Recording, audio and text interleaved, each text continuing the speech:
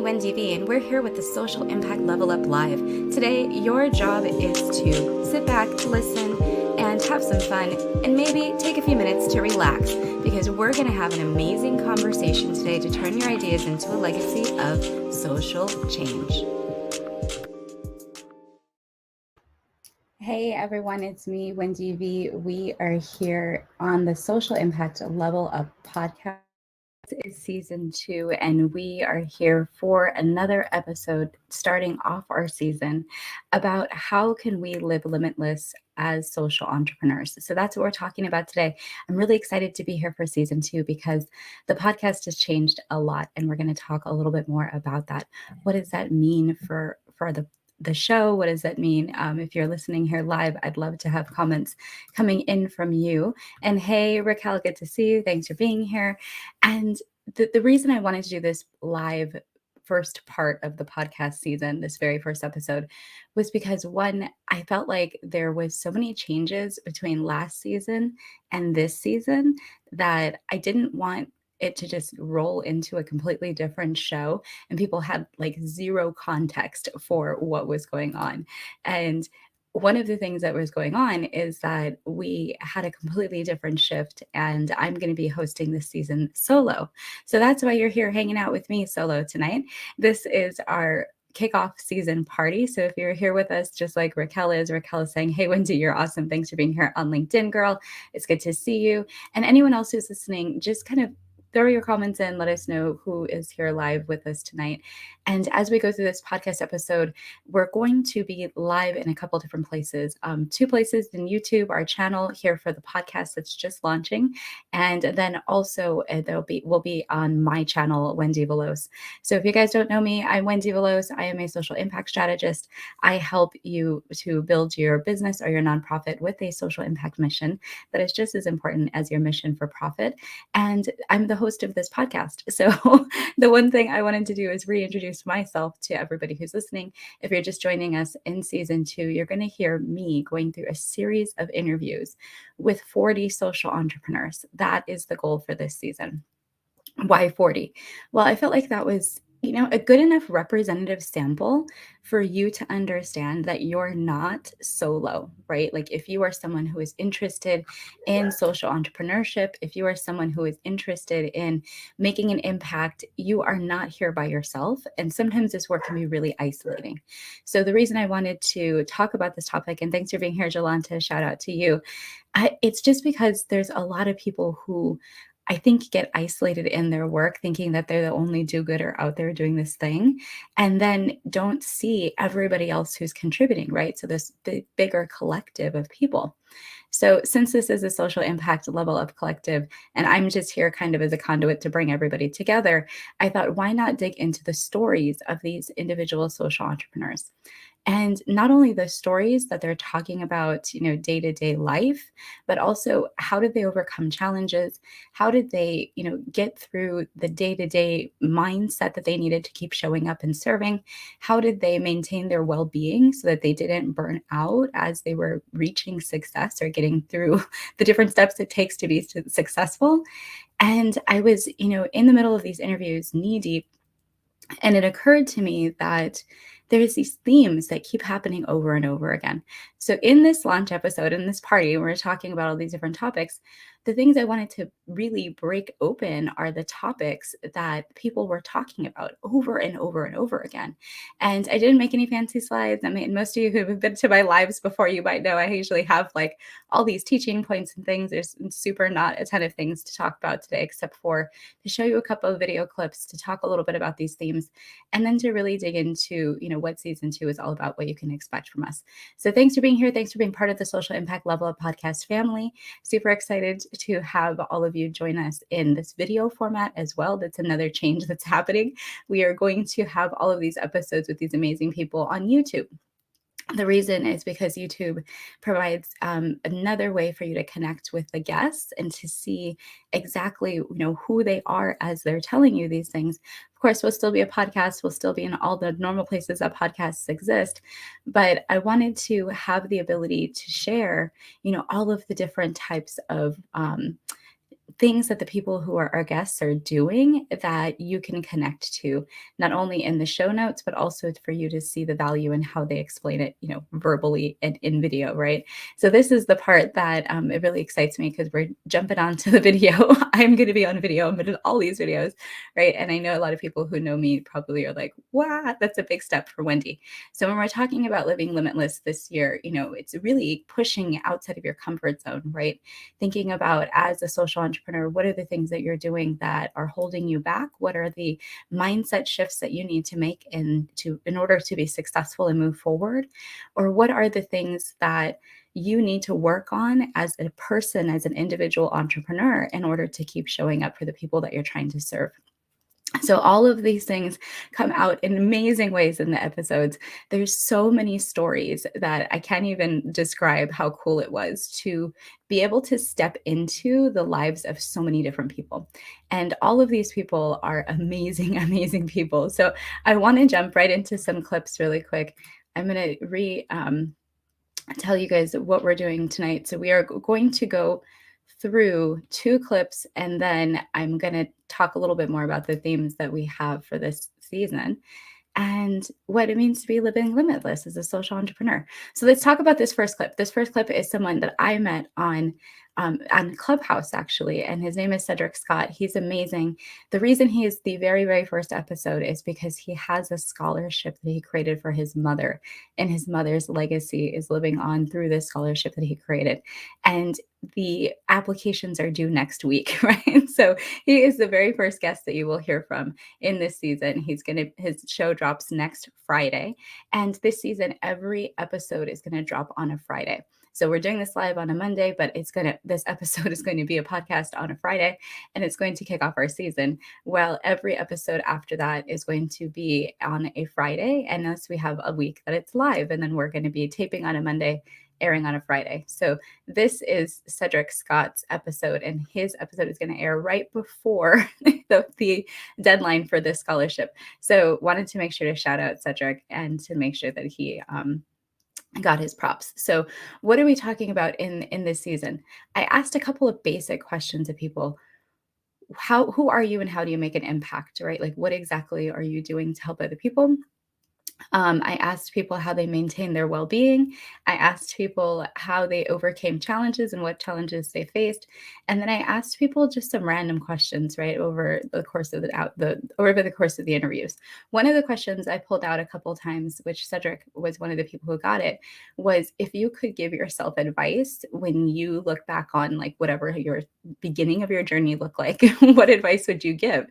And Cedric just had those really, really cool points. And so I wanted to share this as a preview of what's to come with these interviews. So let's take a listen and then we'll hop back into it. If you have any comments or thoughts, jump into the chat, throw them in there. Let us know what you want. If you had one piece of advice to give to someone who was coming up in your same shoes, but it was maybe a younger version of you or a version of that, and they want to make an impact, they want to help others, and they're not necessarily sure what's going on, what would you wish you knew when you were first coming up in this space? What advice would you give to yourself? That's a great question. I think for me, I'm actually going to steal a little piece of advice that I got. And well, like this is one of the best pieces that really jumped out at me. Actually, I could probably, if it's okay, I could share 2 things. And Yeah, it's actually yeah. Sure. This is your highlight. episode, homie. You share what you want. We It's got no actually timetable. yeah, it's highlighting actually 2 really important people in my life. The first is my grandmother, my father's mom. And one thing she told me before I went to college was because I'm a first generation college, student and graduate and all that type of stuff. And she looked at me one day and she was like, "Look," she's like, "everybody can't go." And I was like, "What you mean?" She's like, like not just about the school thing, but she was like, "In life, you're going to notice that you're going to look up at certain points, and the people that used to be there are not going to be there." And she was like, "You got to be all right with that." And I was like, "All right, grandma, you're 18." I'm like, "All right, I got you." But then it started happening, and I was like, "Man." And then you get to a point where honestly, you start to say that whole idea, right, of the one who made it out, right? You get, the survivor's remorse or survivor's guilt, whatever you want to call it. What I would give as piece of advice to anybody, kind of working toward it is that more than likely, especially if you're on the right track, you're probably going to hit that. Like that's going to happen to you. Like you're going to be like, why me? And you'll question like why you were quote unquote like chosen. Right.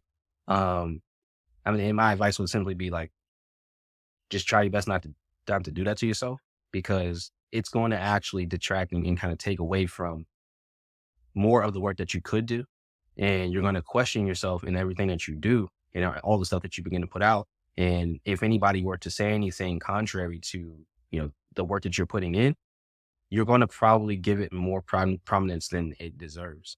And that's going to, again, take away. So if you really want to have an impact, push, put your head down and grind and work because listening to everything else and, not blocking out the noise is going to be probably the biggest distractor and disruptor of what you say that you want to do.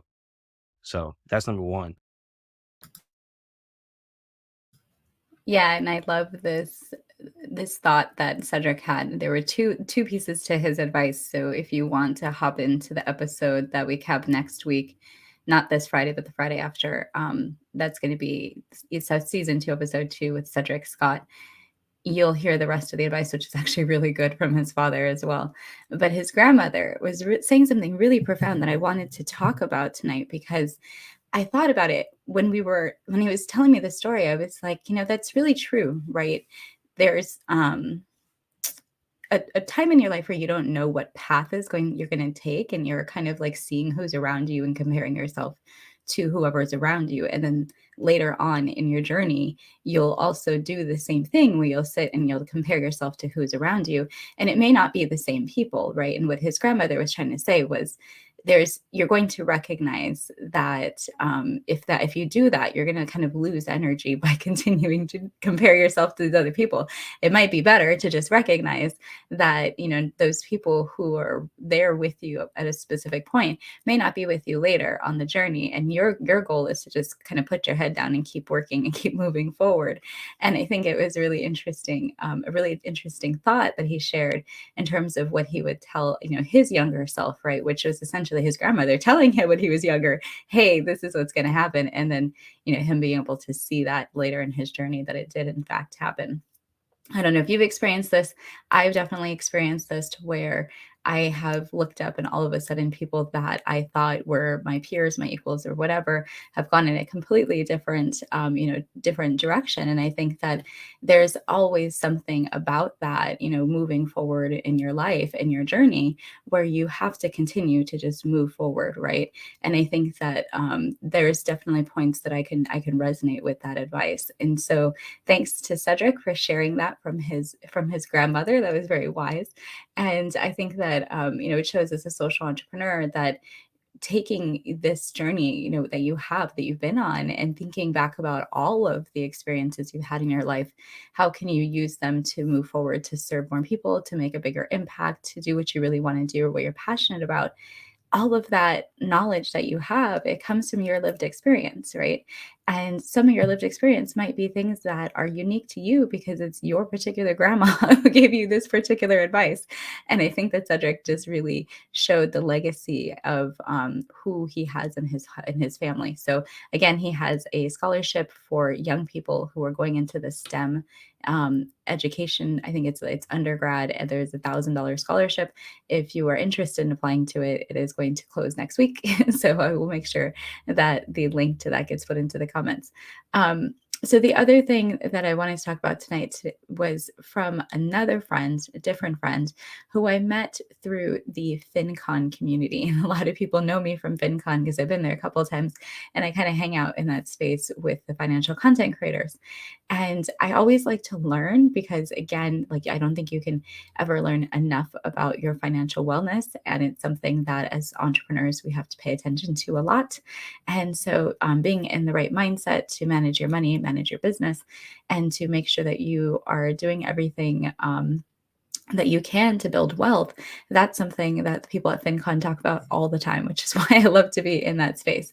So I had a friend that I made there at FinCon last year named Clifton Corbin, who is really awesome. And he was talking about with me, particularly, this journey of people building a business, building content creation based marketing strategies, and how do you kind of, continue to do some of the work that you do.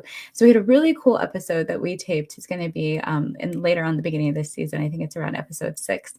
And it's a really fun conversation. And I think I can't thank Clifton enough for everything that we talked about in that episode. And one of the things that we talked about is going to be the clip that I bring up next.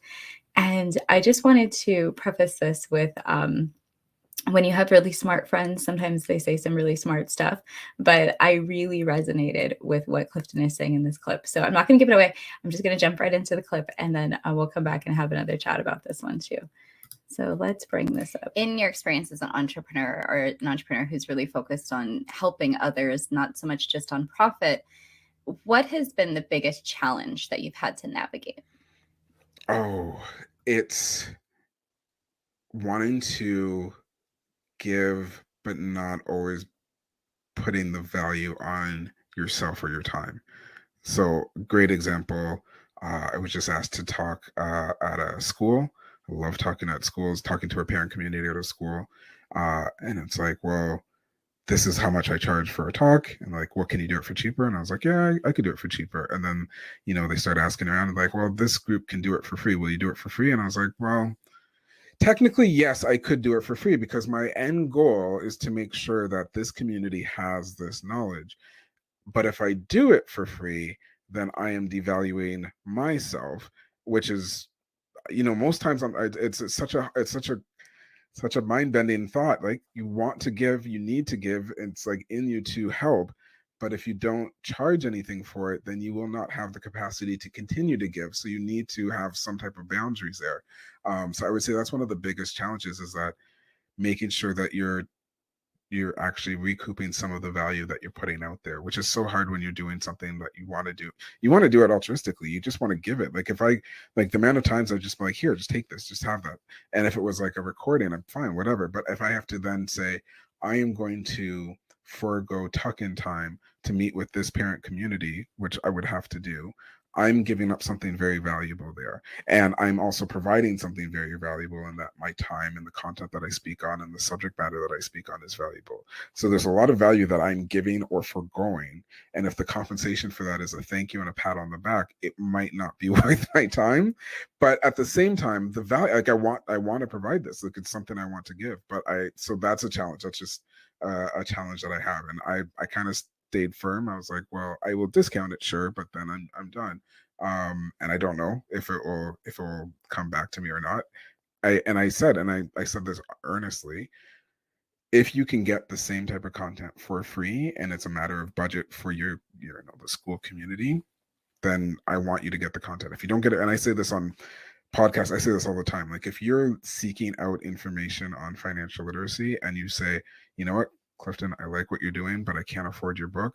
Is there any other resources out there? I'm like, if you can go to my blog, that's for free, cliftoncorbin.com/blog. It's all there. It's free. Podcaster, find the resource that works for you, no matter where you're getting it from. And I said this to the same school. I was like, if you can get equal value for less, and it's a matter of your budget, then go for it. Because what matters to me is that you're getting this content. But then at the same time, I don't get paid for that. Oh, this is such a deep conversation. I remember talking with Clifton about this because it was like he hit a chord so deep about the value that you put on yourself as a social entrepreneur, needing to both, eat and survive and also help others, right? Like, if your business is really about giving, serving, and helping other people, or if you're running a nonprofit, like, that's inherently part of your mission.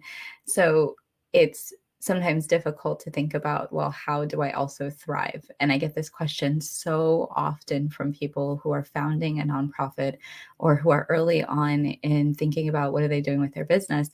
And they're like, shoot, like, how am I supposed to do this thing that I want to do that's going to help other people and also make a profit and be able to help myself, help my kids, build my legacy? And, what Clifton said was also true as well, not wanting to burn out, can't being everywhere at once.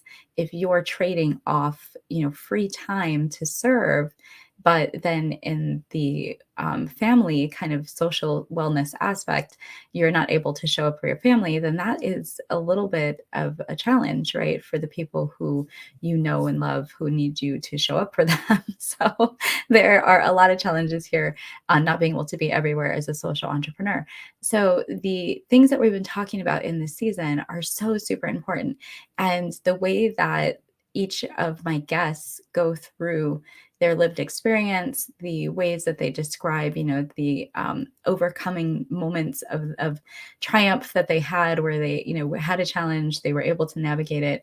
They might have had to pivot or do something to really, get to the next step. But a lot of people said things like, they've accessed coaching, they've been through therapy, they've done deep work on their mindset, they've gone through hypnosis or practiced hypnosis. And there's a lot of different things like tools that people have used to get to where they want to go. And we talk all about these themes. We go all over the conversations that we had in season one as well. What is it like to move from being an employee to being your own boss? And how do you show up to manage your own organization? Or how do you show up the way you want to show up to lead your own organization? And we talk a lot about how people can really step out and follow their passion, especially when they're at the point of burnout or in a career where they no longer feel like it's a fit for their values or a fit for their experience, or they're not being valued enough. These are things that people often navigate, particularly people who've been recently laid off, might be feeling some of these things. How do I then go towards a more passion-driven, purpose-driven, whether it's a social enterprise or not, just something that I feel passionate about. And I think that that is something over and over again we hear in these episodes as well, is how people decided to follow their passion and what that looked like for them. Like, what were the first steps? What was, how did they get their clients? How did they just decide what they were even going to do and what their purpose was? And it's really cool to just dig into all of these different social entrepreneurs because, like I said, some are nonprofit leaders, some are business leaders, some are further in their journey, some are really early on in their journey. And it's been really neat to talk to all of these different people with different perspectives on, what is going to make the world a better place, right? Like, what is their purpose and why they're serving. And it's completely different from each other, from me, from even people who are all talking about similar things, have a completely different lens in how they're doing it. And it was really, really cool to be able to culminate all of these different perspectives into one space. And that's really what the season two of Earth the Social Impact Level Up podcast is all about. And as you kind of go through this content and digest it with me, I'd love for people to be able to express, if they've had these similar experiences or if they've gotten value from what these people have shared, what the guests have shared. And if there is value in there, what is that? So the different platforms that we're on, whether it's podcast or YouTube or wherever you encounter this content, love to have your thoughts on, what exactly has been helpful when you hear a lot of these interviews. Now, at least for me, the things that I'd like to share in this first episode is that, my intent with this season is to help demystify social entrepreneurship and to make it a little bit easier for people who are either starting out in their business or their nonprofit, or people who are already like well into their journey but just want to maintain inspiration and momentum, that there's something here for you. And that it doesn't need to be, a big, huge, profound, you loved every moment of every episode sort of situation. What I really want is for people to have the opportunity to see behind the curtain of social entrepreneurs' journeys and what makes a successful social enterprise and how do you build it? Like, what is the mess that you go through, or what is like it look like at your pinnacle of success, like all highs and the lows and everything in between. And so the season is really going to be all about these different levels of what people can kind of pull back of an onion for us about what social entrepreneurship is. And I'm really excited to be able to host this season, to be able to share this, all of this content that people have put out there. And I'm really, really excited. Super respect that people share their lived experience. And that is how, in the lens in which we ask folks to come to this conversation with you. And I think as a listener, and the value in hearing people's lived experiences, that they're people just like you, right? They're people just like me. They're people who started in a lot of different ways, a variety of walks of life, a variety of countries even. And it's not always the same sort of story. And you hear that over and over again in these interviews, the different perspectives, particularly a lot of my BIPOC guests, how different lived experiences, particularly with people of color, can be, just really different and also sometimes very similar.